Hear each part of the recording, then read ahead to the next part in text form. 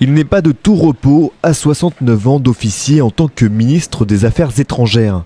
Laurent Fabius, parfois sujet à des assouplissements en cours de réunion, l'a appris une nouvelle fois à ses dépens. C'était dimanche, lors d'une conférence de presse avec son homologue tchèque. Le ministre a soudainement fermé les yeux, puis vacillé derrière son pupitre, le visage pâle et l'air absent. Stop! Mais qu'est-ce qu'ils sont en train de faire là? C'est évident, il est en plein malaise. Et vous le laissez debout comme ça? Bon, on va voir ce qu'il faut faire. Quand une personne présente des signes de malaise, il va falloir la mettre dans une position adaptée qui évitera l'aggravation de la situation. De manière générale, on va allonger la personne.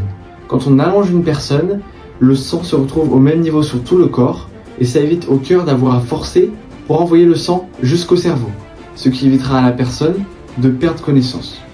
D'ailleurs, quand une personne par exemple fait un malaise vagal et perd connaissance, elle se retrouve allongée et c'est pourquoi elle se réveille très rapidement. Le sang alimente le cerveau très vite.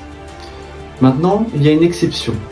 Quand une personne présente des problèmes respiratoires, on va l'asseoir. Parce que quand on est allongé, ça a tendance à comprimer les poumons. Donc on respire mieux assis.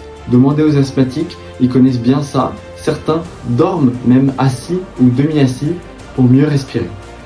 Une fois que la personne elle est dans une position adaptée, de préférence couvrez-la, protégez-la du froid, du chaud.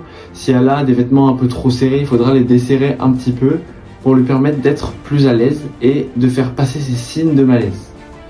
Une fois que la personne est en sécurité, on va lui poser des questions qui seront très importantes pour savoir ce qui se passe réellement à l'intérieur du corps de cette personne.